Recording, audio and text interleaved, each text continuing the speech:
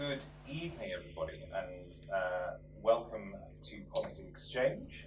My name is John Blake. I'm the Head of Education and Social Reform here at PX, and I'm delighted to see so many of you here this evening, and thank you for making your way through the ferocious cold outside. Fortunately, as a result of a slight defect in our heating, it will be baking hot in here in about half an hour. So the average temperature, of course, the evening should be about right, but probably not at any one moment in time. I'm delighted to have you join us here for a discussion around a topic that is very close to my heart, to the work that we're doing here at Policy Exchange on effecting and ensuring that the new curriculum that was created in the course of the last 5 years can be delivered effectively in school by teachers, and that they are being prepared and resourced in a way that is appropriate and useful to them. So I think the new, more demanding national curriculum requires new and more demanding resources, and also offers an enormous opportunity to teachers to be involved in helping develop and shape that curriculum. And I'm delighted that we've got some practitioners who are doing just that here this evening. The way things are going to work is that I'll shortly introduce our guests, and then one of them, I'll let you imagine who, will speak for about 20 minutes, and then the others will respond for about 5 minutes and discuss their own working experiences, and then we will open it up to questions from the floor. So our guests this evening, starting immediately on my right, are, of course, the Right Honourable Nick Gibb MP, who is the Minister for School Standards. He's been the MP for Bognor Regis and Littlehampton since 1997, and a stalwart of the education reform movement, and a linchpin of the enormous amounts of change and improvement that have gone on in the system since 2010. Then we have Rob Orme, who taught in a number of state schools in Birmingham and London before he took on his current role as the Head of Divinity, that is RE, at the West London Free School in Hammersmith, and is the author and series editor of a knowledge-based sequence of RE textbooks. Emma Lennard, who's an experienced primary school teacher and senior leader who has taken a hand in primary curriculum development, working with Civitas on their core knowledge project, and is currently working with a number of primary schools on delivering resources around that. And then on the end, Rob Peal, who is a history teacher at West London Free School, and is the author of Knowing History, a series of Key Stage 3 textbooks on history, and has also previously written Progressively Worse, The Burden of Bad Ideas in British Schools, before going as teacher in residence to the Department of Education, presumably to slay such bad ideas, and is now developing a new PGC training programme with BPP University, presumably The Burden of Good Ideas. So all of them are eminently qualified to speak on the topics we'll ask them to discuss this evening. I'm very much looking forward to hearing from them. So we'll start with the Minister. Thank you very much, John. Guess which one of us is speaking for 20 minutes? Yes, it's the politician, you guessed it. So over the past 7 years, the school system has seen dramatic improvements. Teachers and head teachers have been given greater control than ever before. Leading free schools and academies are shining a light on what works, and a renewed focus on the importance of core knowledge has seen the first signs of a return to textbooks in our schools. And since 2010, there has been a transformation of England's education system. The quality of education received by England's pupils has improved dramatically, with 1.9 million more pupils taught in good and outstanding schools compared to 2010. And the proportion of pupils studying at least 2 science GCSEs has risen from 62% in 2010 to 91% now, better preparing them for competition in a global 21st century global jobs market. And the accountability system has been overhauled as well, turning attention away from this obsession with the CD borderline towards ensuring that all pupils make as much progress as possible. The focus pre-16 has rightly returned to ensuring that all children are taught a broad and balanced academic curriculum. And whilst the government is determined to ensure that there is a stretching and prestigious technical route for pupils post-16, we know that a knowledge-rich academic curriculum pre-16 is the best preparation for success, whatever route a pupil chooses to go down. And that's why 96% of non-GCSE and IGCSE qualifications have been removed from the school performance table since 2010. And as well as removing qualifications that do not serve the best interests of pupils, we have incentivized greater take-up of GCSEs that do prepare children for the next phase of their education. And thanks to the EBAC, we have seen dramatic increases in the proportion of pupils studying core academic GCSEs. And we know that lower participation from disadvantaged pupils in these core academic subjects can negatively affect social mobility. Yet overall, disadvantaged pupils remain almost half as likely to be entered for the EBAC subjects as their non-disadvantaged peers. And the gap in EBAC subject entry persists even amongst the most academically able disadvantaged pupils. And that's why the government has announced plans to have 75% of Year 10 pupils working towards the EBAC by 2022 and 90% of Year 10 pupils working towards the EBAC by 2025. And a recent paper from the Institute of Education, I find myself struggling to pronounce that name sometimes, and that paper found that students pursuing an EBAC eligible curriculum at 14 to 16 had a greater probability of progression to all post-16 educational outcomes, while taking an applied GCSE subject had the opposite effect. There were no social class differences in the advantages of pursuing an EBAC eligible curriculum, which suggests that an academically demanding curriculum is equally advantageous for working class as for middle class pupils, and that's from the report from the Institute of Education. The government has been determined to drive up standards since taking office in 2010, and in order to do so, there needed to be a focus on the system-wide options available to government, such as the accountability system. But real change in education is driven by what happens in the classroom, in particular, what is taught to children and how effectively it's taught. Incentivizing subject choices that leave open a wide array of technical and academic options post-16 is an important component of this, but so is the content of each subject. The past decade has seen the emergence of a teacher-led drive to put core knowledge at the heart of the curriculum. I can see a number of the people who are behind that movement in this room. Influenced by the work of the great educationalist E.D. Hirsch, who spoke at Politics Exchange in 2015, the concept of cultural literacy has gained currency. Classroom teachers concerned about the deleterious effects of the 2007 skills-based curriculum expressed their dismay at the unsubstantiated ideological drive to focus on supposedly transferable cross-curricular competencies. In 7 Myths About Education, Daisy Christodoulou, who is sitting there next to Amanda Spielman, expertly dissected the commonly held belief that teaching transferable skills is desirable and possible. It is neither. As a result of her concise and devastating assault on the edu-myths that pervaded so much of education, the importance of domain knowledge is now much more widely understood. And Rob Peal documented the history of progressivism's expansion and domination of all corners of the education system in his polemic Progressively Worse, from Plowden and the later sweeping aside of the Black Papers to the subversive takeover of the National Curriculum Project and the ideological conformism demanded by so many local education authorities. The damage inflicted on children was laid bare. This teacher-led movement continues today.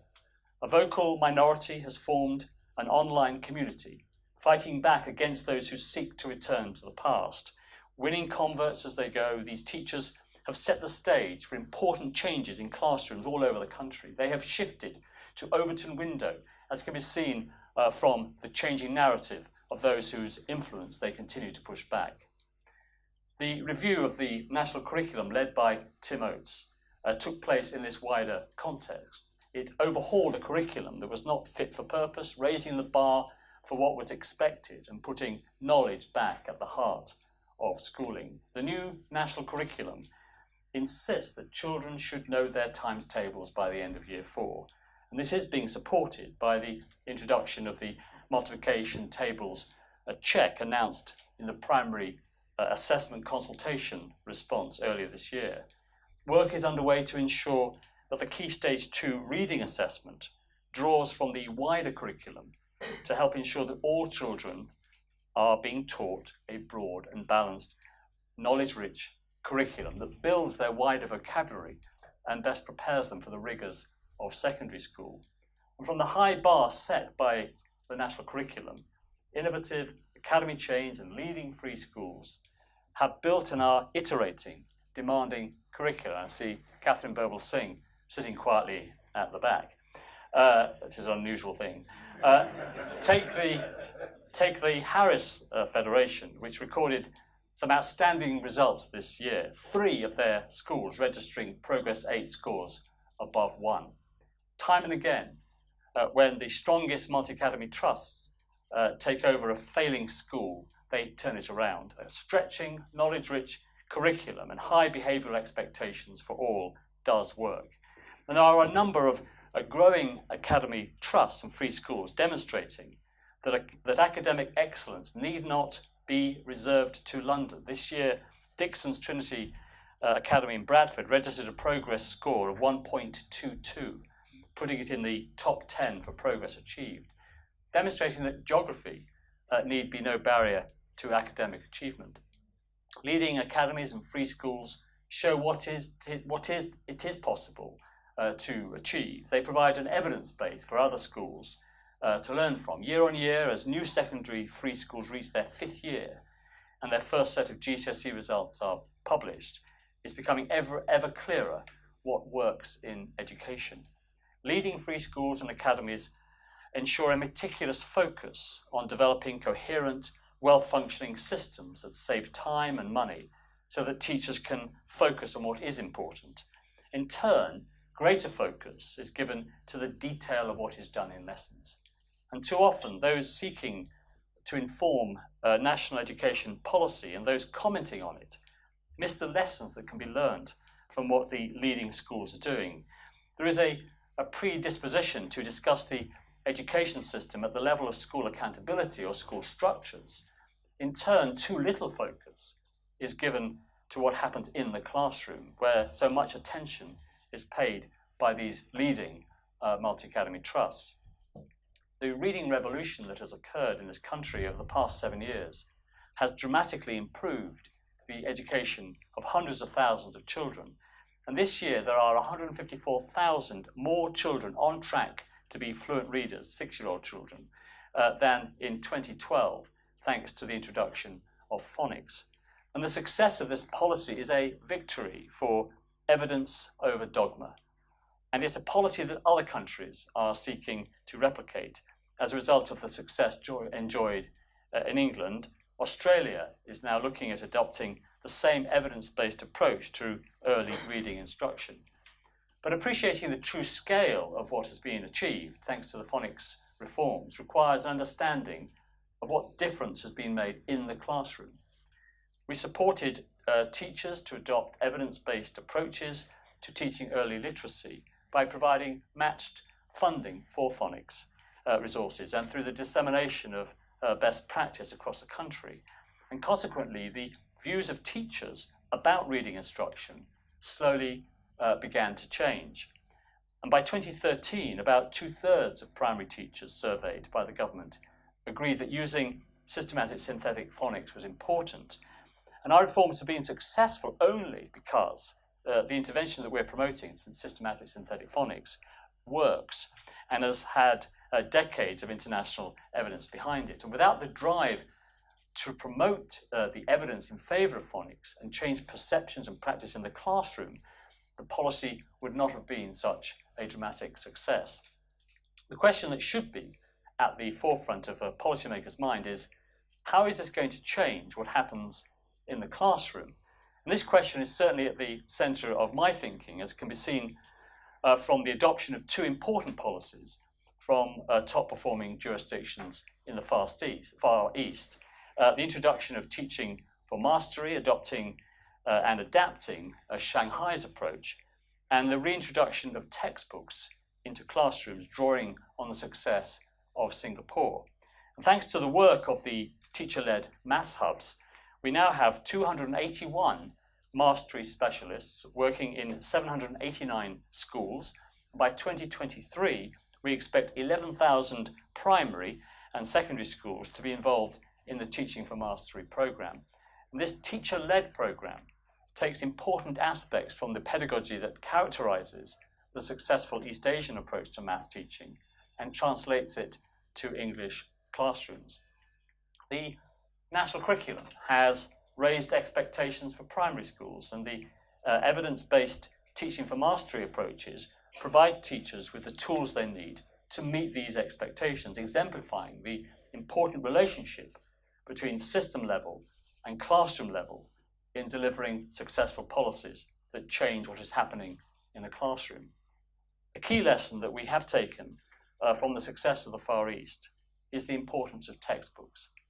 We know, thanks to the work of Tim Oates, that top-performing jurisdictions have high-quality textbooks that work coherently with the curriculum. And in the report, Why Textbooks Count, Tim Oates makes clear the stark differences in our approach to textbooks and those of the highest performing jurisdictions. In England, only 10% of pupils, teachers use maths textbooks as the basis for their teaching, compared to 70% in Singapore. Textbooks provide the detailed knowledge implicit in the national curriculum programs of study, which are succinct and broad descriptions of the content that needs to be taught. For example, the Key Stage 2 science curriculum requires 9-year-old pupils to be taught that, and I quote, unsupported objects fall towards the earth because of the force of gravity. Well, this could be taught superficially or in a way that conveys a genuine understanding of the science involved. And herein lies the power of textbooks. But despite their importance, textbooks have been on the decline for a long time in England's classrooms. Ideological hostility to the use of textbooks, particularly in primary schools, developed in the 1970s. Their replacement with worksheets and hundreds of thousands of bespoke written lesson plans has added to teacher workload, distracted from coherence, and negatively affected standards. But this long-term movement away from the use of textbooks might be about to go into reverse. And thankfully, the last few years has seen a number of quality textbooks come to the market to support the new national curriculum. Responding to the demands of the new curriculum and demands from primary schools for teaching maths for mastery materials, publishers are again writing knowledge-rich textbooks. The latent demand for textbooks has grown over the past few years. The online curriculum debates centered on the role of knowledge organizers, led by the likes of John Bruskell and Joe Kirby. Didn't you have something to do with knowledge organizers as well? There is evidence of interest in how knowledge can and should be sequenced and presented to pupils. And increasingly, teachers like Robert Orme and Robert Peal have taken to writing their own textbooks, drawing on the international evidence. These materials, honed in their own classrooms, are returning the textbooks to the heart of schooling. History and religious education have such a wealth of stories, characters, events and places that should be common currency for all. Textbooks are crucial for translating the framework of knowledge outlined by the national curriculum and bringing it to life. The best textbooks don't recommend activities, prescribe schemes of work, take up space with enormous images, or offer guidance on writing style or exam techniques. Those are all things teachers can do and often enjoy resourcing. Instead, they provide something teachers will always struggle to create on their own: high quality, considered, extended prose, pitched ambitiously, but not unrealistically, which can form the basis for lessons and schemes of work. The textbooks being launched tonight do just that. They are a bridge from the national curriculum that enables teachers to build the cultural literacy of their pupils and introduce them to the best that has been thought and said. The new national curriculum was crucial for raising the bar and returning knowledge to the heart of schooling. But the teacher-led move back towards textbooks will be integral to ensuring that the national curriculum is as effective as we hoped. They are yet another example of the focus that's needed on what's happening in the classroom. The government recognises the importance of textbooks and will continue to support the development of high-quality, knowledge-rich resources. And already, work has begun on the Curriculum Fund announced in the manifesto, which will encourage Britain's leading cultural institutions to develop knowledge-rich materials for our schools. By focusing on how to support teachers to further improve what is happening in the classroom, as well as the macro issues of the school system, such as the accountability system, the government is determined to build on the success of the past 7 years and ensure that Britain is fit for the future. Thank you very much indeed.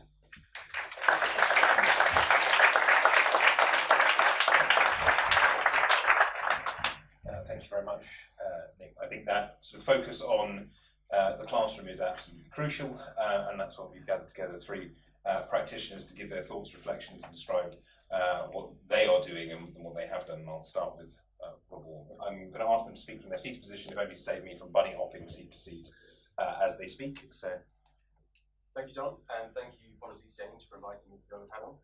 Thank you, Nick, for your kind words on the Bridging series. It seems somewhat improbable, I think, the idea that something as small, as unglamorous as a textbook can make a difference on a system-wide level, that the minutiae of what goes on in a classroom could have any kind of system-level impact. But as Nick referred to in his speech, the evidence, the international evidence recorded in Timo's 2014 policy paper, Why Textbooks Count, is very clear on this. And yet when I looked at textbooks in my own subject a few years back, religious education, there was no shortage of suggestions of group activities, how I could hang a washing line across the middle of my classroom to hang post-it notes of people's ideas on, vast images, some of David Beckham and other random things which seemed unconnected to the text. But what I could not find was any attempt to provide a systematic, carefully sequenced, knowledge-rich account of the major world religions, their history, their development, how they started, how they spread, how they split, their impact on the modern world, how they're impacted by the modern world. And so I wrote Knowing Religion. It started as one book, it became 3, and now it's 9, and other authors, including Andy Lewis, who's here this evening, helped write some of those books. Because I think that in a country, in a world where religion has played and continues to play no small role, the importance of understanding religion is as great as ever, and that any authentic notion of cultural literacy must have religious literacy, by which I mean knowledge of religion, integral to it. The vocabulary, the places, the people, the enduring influential ideas encountered in the study of religion prepare people to partake of what I think are some of the most interesting and perhaps important, certainly enduring conversations that have been had through human history. The knowledge that is cherished by followers of different religions, as the best has been thought and said, stripped from the textbooks I was looking at in place of anodyne, lackluster advice about how to get people from level 4 to 5 or how to run a group activity, meant that people had little chance to broaden their intellectual horizons and get a richer understanding of the world around them. So it was partly the educational effectiveness of textbooks that drew me to want to write this series. Also, the idea that on some small level, perhaps, textbooks could be some kind of social leveler, disruptor, that a head teacher, perhaps in some parts of the country, where through maybe geographical or other reasons, might not be able to employ a teacher as knowledgeable maybe as Eton perhaps might be able to, could still have a school where a knowledge-rich curriculum was delivered, because they could have resources that have been sequenced in a thoughtful way, where exact attention had been given to how prose was written, and that a pupil in any part of the country could pick up that book and gain the cultural literacy that Nick spoke of. But my worry, I suppose, is this, that as much as we need more knowledge-rich textbooks, unless the conditions in schools are right for them to work, then their effectiveness will be limited. And so I think with the greater freedom that head teachers have, which Nick referred to again at the start of his speech, there's a need for school leaders to be courageous and visionary in challenging some of the ideas that make textbook use in schools so difficult. For example, the idea that using a textbook is the epitome of lazy, unimaginative teaching. The idea that every lesson should contain numerous activities. The idea that pupils from some backgrounds might struggle to maintain attention of extended terms over extended periods of time. And the behaviour in a school needs to be right, so textbooks can actually afford it. But I think if school leaders do this, I'm hopeful if textbooks, rather than being criticised, can be championed, can be cherished in the pursuit of knowledge, then I think there is every reason to be optimistic that textbooks can be a powerful tool in raising educational standards and in creating, I hope, greater equality as well. Very good.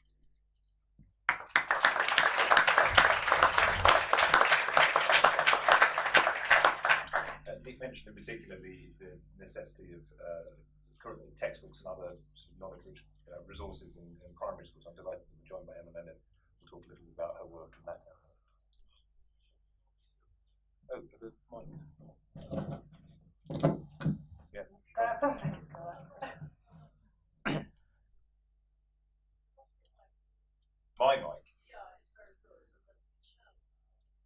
Okay. Try talking then. Good evening, everyone. How's that? We're all teachers. We'll get through it.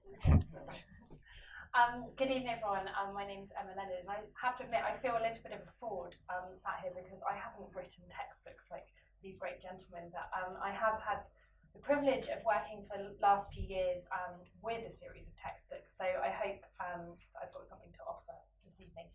I began my career in a primary school in Paddington, where we had basically nothing to go on. I was shown a dusty cupboard and told to get on with my job. So I used to spend hours and hours creating, planning that to be honest with you, I didn't really know what I was doing. And the one thing I did really well was I taught phonics because we had letters and sounds that the government had published. And so I taught my year one children to read. And then I realised that actually when they could read, I didn't really know where to go next. And they were reading these books beautifully, but they weren't understanding what was actually in the books. And I said to my head teacher, what can I do about this? My children can read, but they don't know anything. And she said, oh, Emma, do some more comprehension lessons. So I thought, okay, what can I put in these comprehension lessons? And I started to scrabble around looking for things, thinking, right, well, they need to know about kings and queens, so let's do something on Henry VIII. And they need to know about places, so let's look at the 7 continents and maybe some oceans. And it was just me guessing what they should know, and spending a lot of time creating lovely, beautiful flip charts and wonderful group activities for them to do this. And then I discovered that Civitas were publishing the core knowledge resources in a series of books from years 1 to 6, a book for each year group. And I took the year 1 book and I thought, somebody has done this work for me. They've actually written a list of what my class need to know. This is a really good place for me to start. And I did some work experience for Civitas in my Easter holidays, and then eventually was very fortunate to be able to go and work for them. So my job for the last few years has been going into classrooms, talking to teachers, offering support if they want to take this approach. And I've had some successes. I've worked with some fantastic schools who are really open to the idea of having a book in a primary classroom that the teacher uses. And I have to say I've met lots and lots of people who are completely in opposition to this. A book is old-fashioned. Why isn't it online? Why can't we have it on a website? They're very expensive, Emma. We can't afford to buy these for our teachers.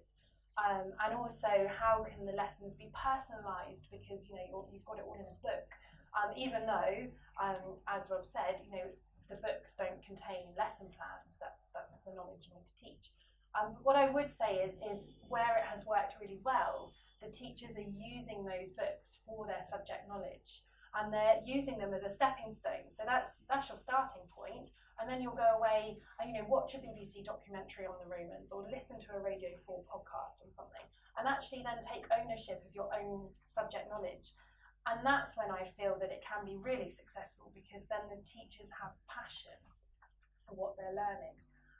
But it's still a challenge. I still meet teachers who say that a knowledge-rich curriculum is not relevant for their children, that they come in with very low abilities and so they can't possibly access, that was just this week, they can't possibly access things about ancient Egypt. They need to know about where they live first. And it's hard, but I do believe that we are starting to see things change. Lots of teachers are saying to me they want more knowledge-rich resources, more textbooks available to them. And I just think actually if we can, I always go back to sort of myself on a Sunday afternoon with a blank planning sheet. If we can help those NQTs do something better, you know, the things I were producing were not good enough. And that's not okay, that all over the country there are teachers sat there churning out these resources that are, you know, maybe okay, but not brilliant. I think that we should be giving them brilliant resources. And so then they can take that on and spend more time thinking about the pedagogy behind what they're doing, thinking about how they're going to deliver that lesson, how they're going to deliver some passion. So I think we do have reason to be optimistic, but certainly at primary level there are still huge barriers.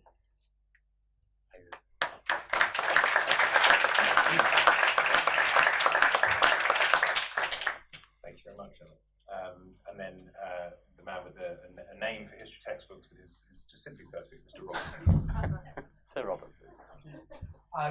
So I think it's a fact that's quite easy to forget, but for the great majority of pupils in British schools, the only years in which you are going to be guaranteed a subject expert history teacher during your education are the 3 years of Key Stage 3, Year 7, 8 and 9. After that, pupils have the opportunity to drop history. Before that, at primary schools, you won't necessarily have a history specialist teaching you. So those years are absolutely vital. And that's why the 2014 National Curriculum rewrite was so wonderful to see. If you believe that pupils need to come out of their state education at some point being introduced to a chronological span of the history of the country in which they live. It was a way to stop history from being reduced to just Hitler and the Henrys, and actually bring in some things that for years had been neglected. So some of the things in the national curriculum, which I think are vital for understanding this country, have been ignored for decades in secondary schools. Things like the whole of the 18th century, or bits of medieval history which aren't just Magna Carta or Thomas Becket, things like Edward I's conquest of Wales, the birth of the British Empire. All of these things were included in the national curriculum. And I remember reading it and thinking, yes, this is great. This is what we should be aiming to do at Key Stage 3. But where on earth would I go to resource my lessons for this?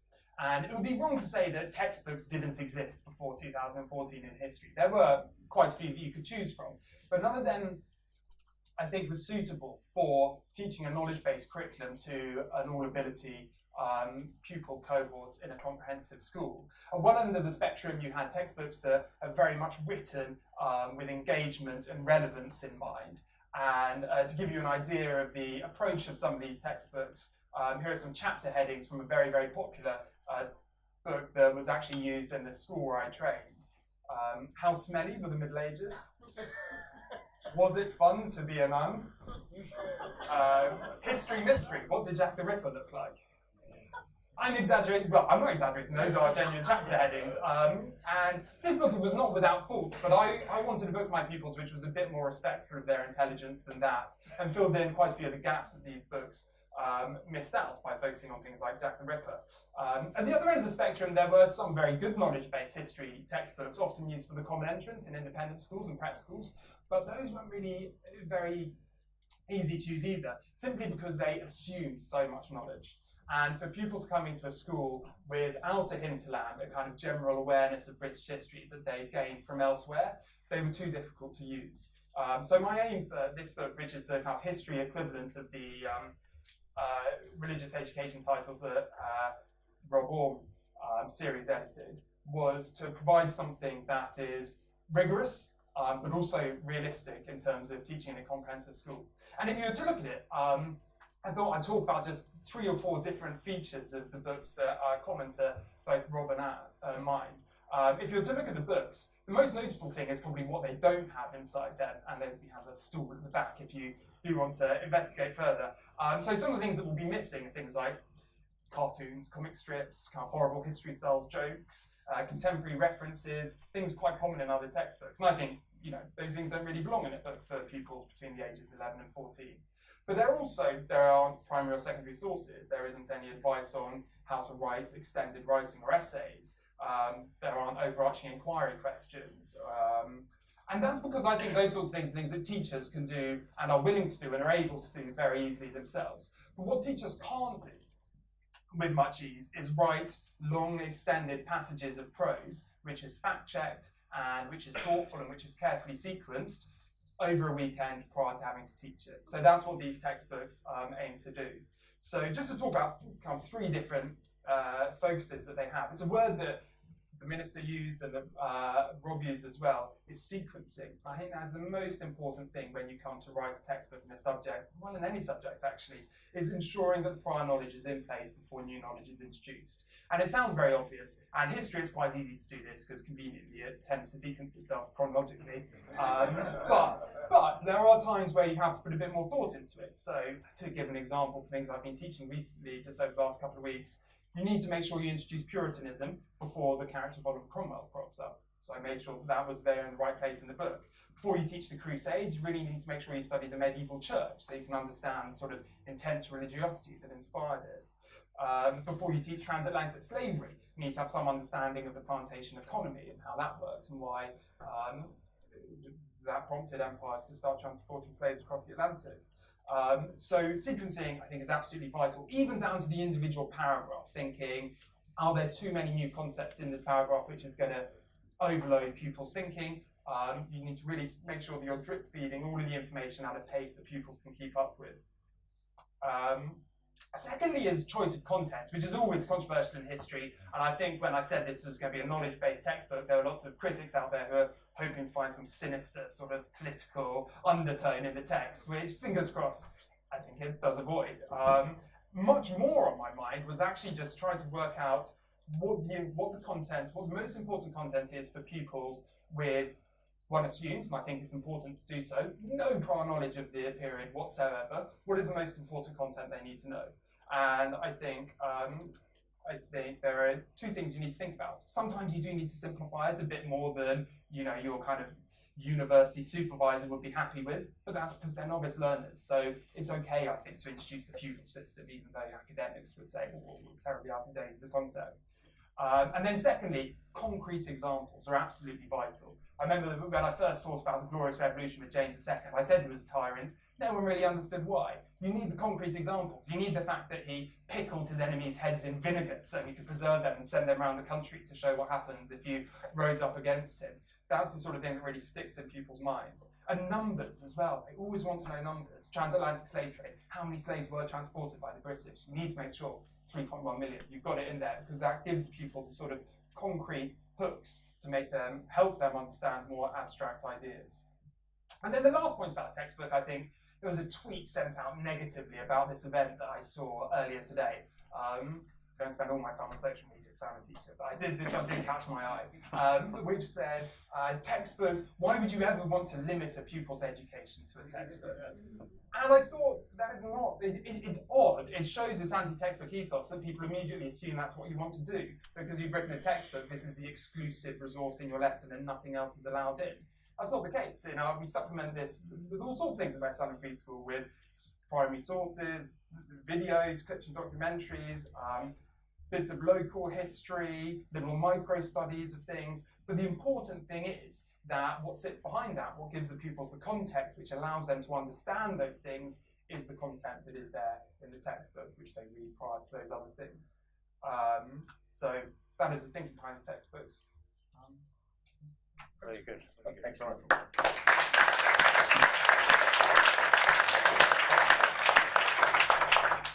Negative, ill-informed tweet, I can hardly imagine.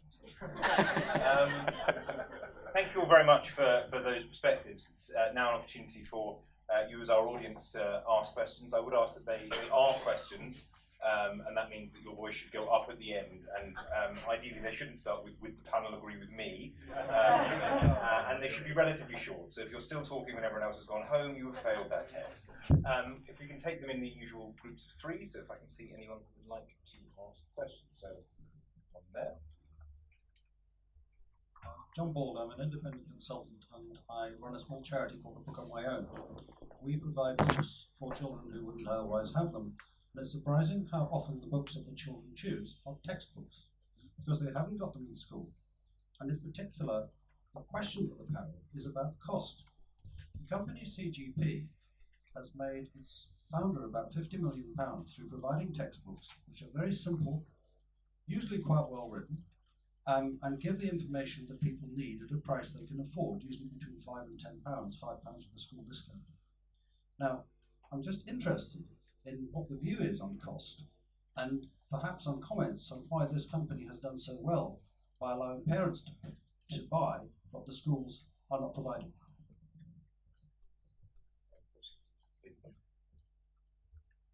I'm sorry, could you say your name and organisation? My name's Regina and I work at the Head of Divinity. I was just wondering, on the basis that lots of jurisdictions that have introduced textbooks have done so that have done so successfully, have done so where the textbooks are approved or have some element of government control. Are you prepared to create that monopoly? And if so, are you worried about doing so? Okay. Not even remote, but this gentleman. Hi, I'm a trainee primary school teacher after 20-something years as a journalist. Again, it was sort of slightly amplify the first question, which was, isn't this actually a market failure where the big publishers have not adapted to the digital age? And certainly I kind of share the kind of concerns about the kind of the lack of authoritative material out there, but it's partly because it's not available in a format that translates easily into teacher workflows. So we have, I do know amongst us in the audience, there are a number of publishers whose eyes widen in great shock at the suggestion of either monopolies or market failures. Let's see what the panel think about that. Should we start here and we'll do this one? Yes, there's my thing on yesterday's. Certainly cost, it must be cheaper to buy a textbook than to continually produce through the photocopier worksheets for children. And whenever I get this accusation, we don't have enough money to buy textbooks, but you do seem to have enough money for a huge photocopying budget. And also, we are trying to provide purchasing hubs. We've had a lot of discussion in recent months about school funding, and we're trying to help schools become more efficient through school efficiency advisors and purchasing hubs. So I hope that in due course we can find ways to help schools buy resources, including textbooks, in a bulk way that's cheaper for them to do. Yes, will there be an approved textbook produced by the state? In Shanghai, a population of about 30 million people, they have an approved textbook from the Shanghai Education Commission, and that textbook is produced not by Xi Jinping, but by teachers in Shanghai who hone it and produce and improve it every edition. But that's not what we're proposing in this country. It's not consistent with our approach. It's not consistent with autonomy, and I think it would go down very badly. So what we tried to do with the Tim Oates piece, and I delivered a speech to the Textbook Publishers Association at the same time as Tim Oates's work, just to try to encourage the textbook publishers to publish better quality textbooks that didn't involve Peter the Pauper, these cartoon characters that you saw in some of the OUP productions, for example, but there are many examples in other publishers as well. So that was to try and stimulate the market into producing better quality textbooks.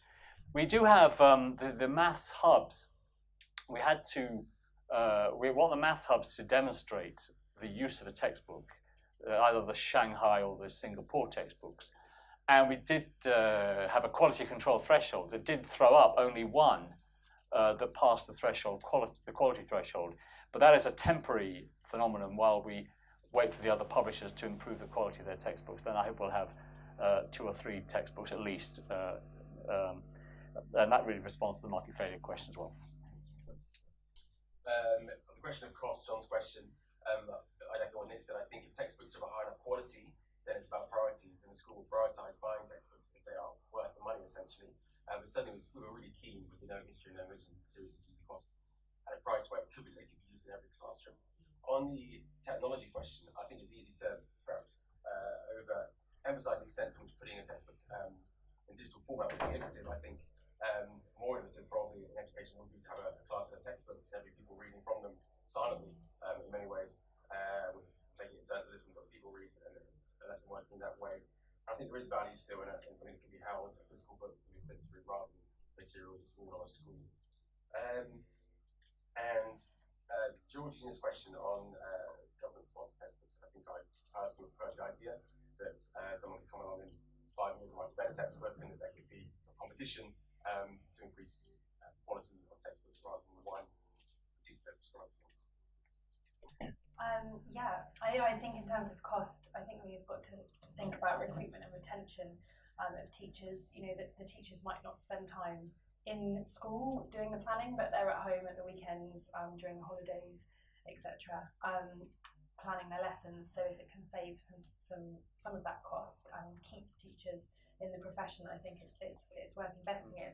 Also, I've been into lots of primary schools, and I've tried to teach myself using iPads, which are quite an expensive version of a textbook, and you know, the children are bringing up other apps, or one's not charged, or it actually is a bit of a nightmare. I feel like a book is more reliable. I can see what page they're on, I can see what they're doing, they can follow with their fingers. But maybe I'm a bit of a dinosaur in that respect, I don't know. But I would rather spend money on some books that are going to last me, you know, several years, rather than a sort of technology option.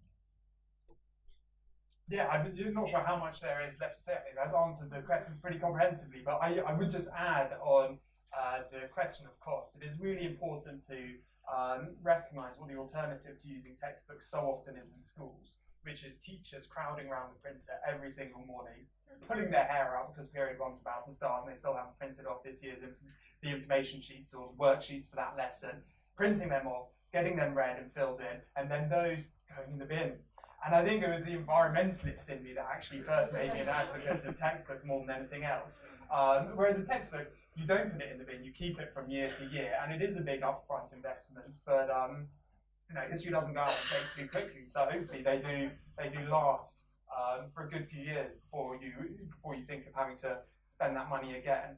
And then on, I'll try not to go on too much about it because it's a bit of a hobby horse of mine, but on electronic devices instead of textbooks, there's an amazing amount of evidence that's now being put together about the deficiencies of this. I think ebook sales peaked in 2014 and have been falling since then. And I think that shows that there's actually amongst buyers, not just in schools, but just recreational readers, a recognition that actually there's something much nicer about reading from a book. Daniel Willingham has written some summaries of research which shows that reading from a screen harms comprehension, it harms memory, and it harms endurance, how long you're willing to do it for. And I think you can often see this with pupils when you have them reading from a screen as well. People have got different theories why. I think it's something to do with the kind of transitory nature of something on a screen. You always know that you can flip away from it or kind of click on that link. It never feels quite the same as a book. And we do sometimes have to do, you know, standardized tests, things like that with computers in our schools. So I have experience of using computers. It is so difficult. People forget their passwords, the computers run out of battery, and then once you've got them all on the computers, suddenly they've got the most amazing distraction advice known to man in front of them. When I have to read something and concentrate on it, I print it off, and I make sure that I don't have something where I can click everywhere and distract myself. And I think there's something similar with pupils. So yeah, I think that I don't think that the textbook is an outdated or an outmoded technology. I think that it will stick around for some time longer. My own experience of teaching and photocopying resources tends to the point where we had a limit placed on our budget, and rather than learning how to budget within it, what people learned how to do was find out what the passcode for the password was for the other department. Competitive advantage is I'm currently going to lose. Any further questions, please? So, there you go. This drive from Hodge Education. Minister, can I press you just a little further on the funding question? It's not just efficiency. Perhaps those teachers who march to Downing Street with their demand for 1.7 million would say they're efficient already. And I don't think the photocopy budget is the only alternative source. Funding is an issue in schools, and it is leading to reduction in spending on resources that we all agree are necessary. Gentlemen, Thank you. Crispin Weston. I'm an advocate for education technology, so I thought I had to say something. But in fact, I very much agree with everything you're saying. I think putting books on digital devices is not the right way to use digital devices. I would say they are much more to do with the activity aspect of it, which I think several people have touched on, that's the role of the teacher. I worry whether the teachers are able to do it quite as easily as Rob says. My question is slightly different. A market requires a criterion of quality, and actually the criterion of quality here isn't clear because a lot of teachers oppose the idea of textbooks. Isn't it a problem that you have retreated from criterion referencing and the detailed specification of your educational objectives? There is the national curriculum, but it's a very high level.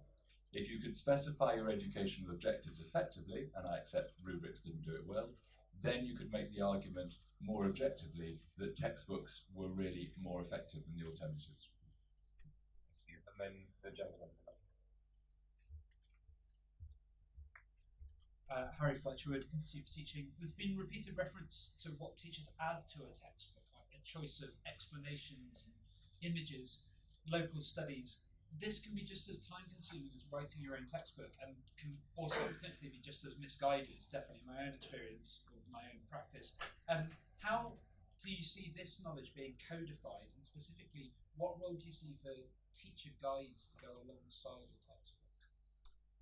Okay, this time we go in reverse order. If we keep our answers short, we'll have time for at least one more round of questions. So. Yeah, so to answer that first question, the last question, sorry, it's tricky. I am to remind once they're done and ready, all of the PowerPoints that I put together and schemes of work that go alongside this textbook. I'm quite keen just to put them on a Google Drive, freely accessible for anyone to use, and quite a few teachers do that already. And I think, within our department, we prepare those things and then we do all share them. So it isn't every teacher doing it individually. But I think there's a problem when you're creating a resource of being too prescriptive and saying you absolutely have to follow this scheme of work in lockstep, because schools will inevitably be different, and some will have a 2-year Key Stage 3, some will have a 3-year Key Stage 3. History is a big, big subject, so you do have to make some choices. Some will choose to teach the Restoration, some won't. So I think having a kind of absolutely cast iron scheme you have to march through just isn't practical, and I don't think that it's actually commercially something that publishers would have much success providing, is my instinct. And then just going the question on criterion of quality, I think that is absolutely the case, but that's never going to go away. And the way in which religious education or history should be taught is always going to be debated. It's always going to be contested. There's always going to be people who say that the history should first be learned through primary sources and you should use those to build up your understanding, versus the people who say no, you need to know about a period before you start looking at sources. Those debates aren't going to go away, but I think what you can contribute to those debates are clear examples of other ways of doing things. And I think a few years ago, if you wanted to reach for a knowledge-based approach to religious education, it would be much harder than it is now with new resources being published with that sort of approach in mind. Emma?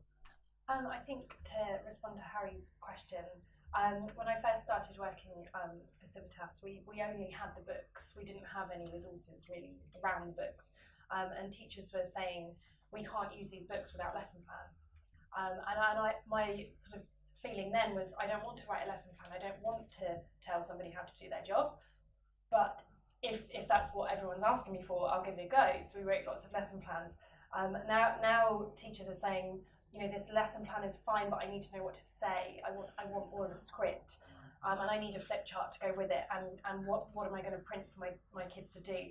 And I'm again kind of adamant I'm not going to write a script. I think things like phonics can be scripted. It's very precise how you teach a sound to a child so that they can learn to read.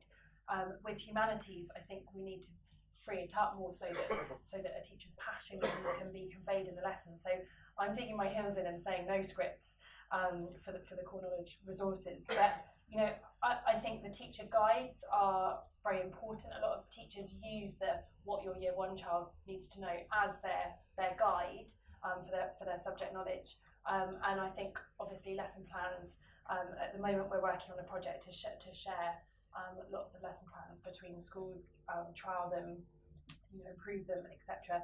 But it's a huge job to do that for all the subjects that we cover. So yes, I think we do need sort of more teacher guides that are helpful, not dictatorial necessarily, and certainly not scripted.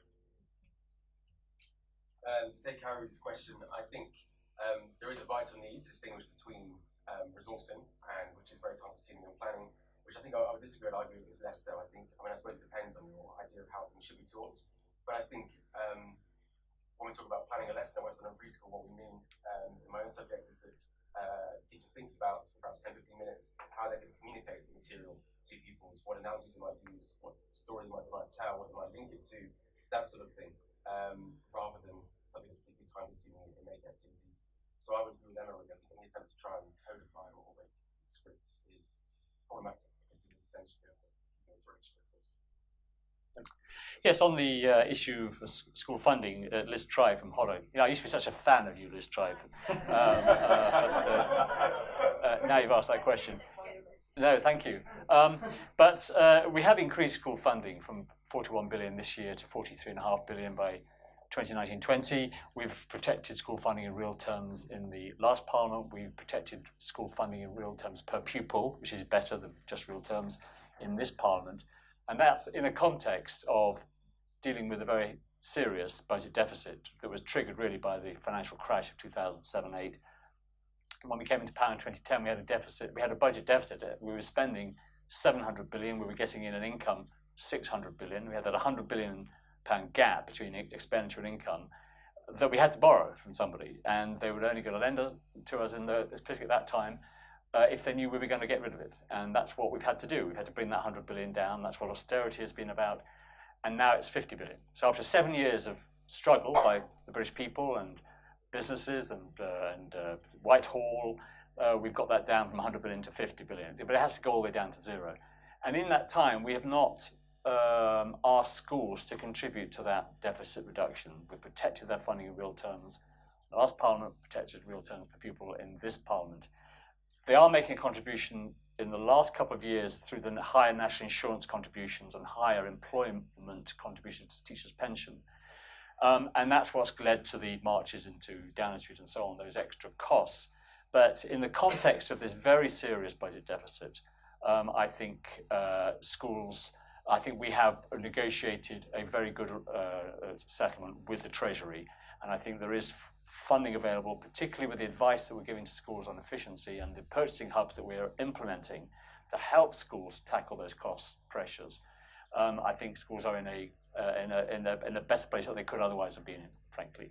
In terms of the specificity of the curriculum, which is another angle to your question, I was struck by the notion. I don't know whether there's a correlation between these things, but we were very detailed in the national curriculum for the primary new national curriculum. It's year by year in English and maths, and quite detailed actually in what needs to be taught. And that is where I think we're getting the most traction in terms of textbooks. I think there is a huge demand, and schools are buying huge numbers of maths textbooks in particular. And I wonder whether that actually is because of the the detail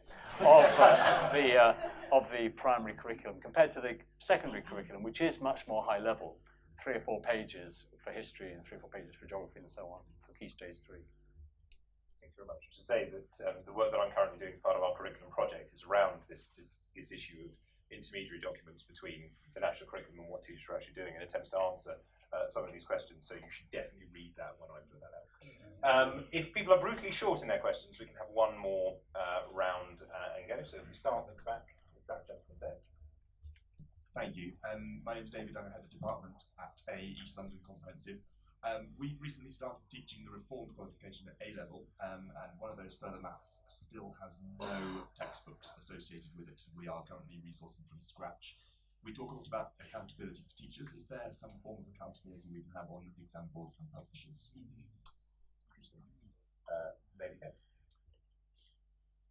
Hi, my name's Sarah Nelson. I work for Cambridge Assessment. And earlier you talked about quality of textbooks, but didn't necessarily provide concrete explanation of what that quality actually looked like. When you talked about the Singaporean model and the textbooks that they use, and about state-approved textbooks, it's not necessarily that they provide one state-approved textbook. As Tim Oakes actually says in Why Textbooks Count, it's about state-approved criteria. So my question is what kind of criteria are we actually providing that says, excuse me, sorry, that says that one textbook from one publisher will be as an equally high standard as another, and not just that they're meeting the endorsement level. And then final question.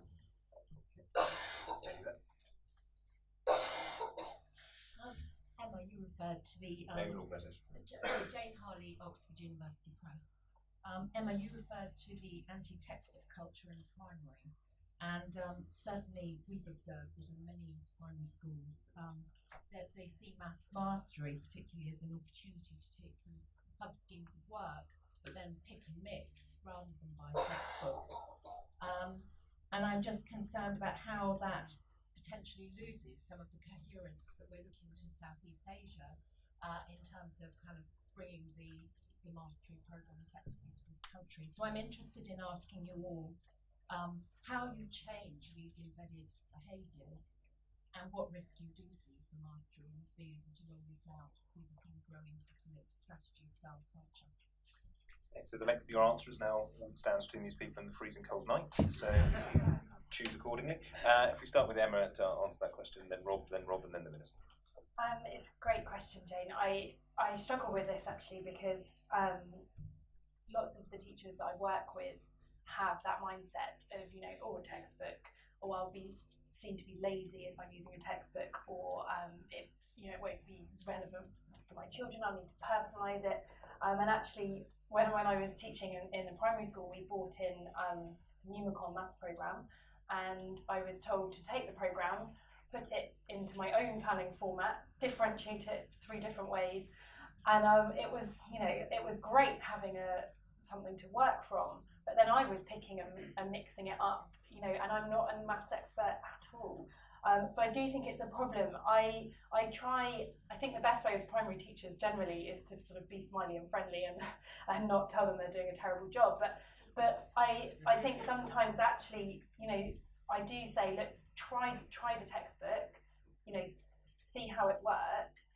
And I think sometimes it just takes a bit of time for it to sort of sink in. And actually some of my best champions of using the core knowledge books were really quite anti the books to begin with. But I don't have a sort of silver bullet that I can say would definitely work. It's taken me a long time and building the relationships with people, going back to the book. It's in the book, you don't need to look on Wikipedia, don't worry, you don't need to check. And I think over time when teachers using them, they're seeing that it works. I think really that's the only way to do it, but that's not really good answers. Thank you. You'll have all noticed that the Minister wrote down the point at the smiley and friendly point. Sarah's question on what does quality look like, I think what Rob talked about, sequencing, the ordering of information to the very most minute, which sentence comes from which sentence, so the paragraphs on overload new concepts or new vocabulary is absolutely key. It's supporting the ability of pupils, but also writing in a way where it can stretch the most high ability pupils, I suppose, through the implications of the content that they're reading. So sequencing, things are written in a lively, clear, energetic way. There's a sense of propulsion running through the text. I think that's part of quality in my own subject at least. And consideration given to what people's misconceptions might arise through ambiguity of language or ambiguity of explanation, and taking that into account in the way things are written. Just to talk about that question of criteria again, I think it's important to remember that the criteria of quality of textbooks will obviously be vastly different according to different subjects. So for things like maths, when I was working at the Department of Education as teacher in residence, I spent a bit of time looking at the Singapore maths textbooks, and obviously the quality there is all about the quality of the worked examples and how all of the exercises are sequenced, and there's minimal differences, and pupils kind of move on at short steps of gradual improvement. All of that's completely irrelevant to a history or RE textbook. You don't have those sorts of exercises and questions. It's not what the it's about having prose instead. So I think it's worth remembering that. And just quickly talking about the question about exam board textbooks as well. it's hard to know how it could have been avoided, but you can tell. I'm teaching from a GCSE textbook at the moment for the UOCR GCSE. You can tell it was rushed, and for that reason, there are paragraphs which are baffling even for me to read, let alone the pupils. And then that thought, which Mr. Rob, he's a colleague, so that's why I just really Mr. Rob, which Rob was talking about. That clear sequencing, that quality of thought hadn't really gone into it. And I'm not sure whether these questions are saying there should be, state approval of criteria for textbooks, but I just think that for something like history, it's inconceivable that would ever happen. And I think whether a more knowledge-based or whether a more skills-based, engagement-based approach is going to triumph, it's just going to be the free markets of ideas and debates like this that we'll see what becomes popular in the future. Thank you, Mr. Peal. David's question about why the textbooks aren't ready for the reformed A-level that he is teaching. Can I refer him to the second questioner, who's from Cambridge Assessment? And maybe she could answer it, or indeed Bennett Steinberg, who's also from Cambridge Assessment, who here as well. But in terms of the question from Cambridge Assessment about how do you ensure consistent quality of textbooks, the Textbooks Publishers Association I thought were working with Tim Oates to produce quality frameworks for each subject, and it was a subject by subject.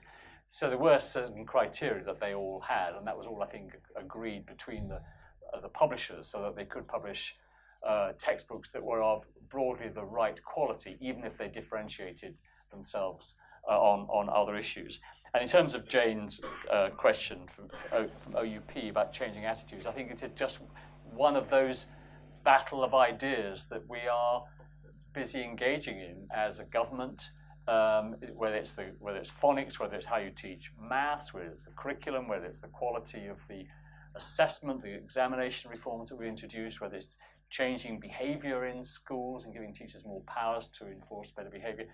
All these are subject to bitter discussion and debate. And what I'm so optimistic about 7 years in to this process is what I think was referred to in the panel, as well as my own open remarks, this blogosphere. These people are writing books, they're attending conferences like Research Ed, the Tom Bennett conferences. They're in their 4th year now, and teachers turn up on a cold Saturday to go to those conferences all over the country, frankly, and there are other similar events happening. And I think that the profession is, taking control of the intellectual thinking that used to be the preserve of the education professors. Now it's the preserve of the teaching profession. I went to a teachers reference group in the department earlier in the week, and it was inspiring to meet these very young teachers who have read, Willingham and Hirsch, but beyond that, other things, other books and papers and blogs that they're interested in. They are actually taking control of their profession. I think that is how you win the battle of ideas. These entrenched hostility to textbooks are just one of the ideas that we're trying to battle against. But it's the teaching profession that has been liberated by the free school movement, by the academies program, by the reforms that we've introduced, that will win that battle of ideas in the end. And I'm optimistic that within 10 years or so, the tipping point will be reached where that battle of ideas will have been won by one side or other in these battles. Thank you very much. I'm afraid that is all we've got time for today. I hope you've enjoyed it as much as I have. I think it's been an excellent exploration of this issue, and I think the theme that emerges most strongly for me, and that I was certainly trying to reflect in the work that I do on this, is that it's absolutely right to celebrate teacher involvement and agency in the creation of these resources and textbooks, but there is also expertise and understanding within our publishing industry about how to best move people forward and assist them. And I think it's the need to bring those expertise together so that we match the enormous vibrancy of teacher voice that the Minister has talked about with what is ultimately one of the most vibrant publishing markets in the world, and that we can bring those things together and generate textbooks that will ensure our children thrive in the future. Thank you all very much for coming. Thank you very much for taking part. I would invite you to take more of the wine and beer, but you pretty much cleared that out. But thank you all very much, and I do hope to see you all again at a policy exchange event soon. Thank you very much.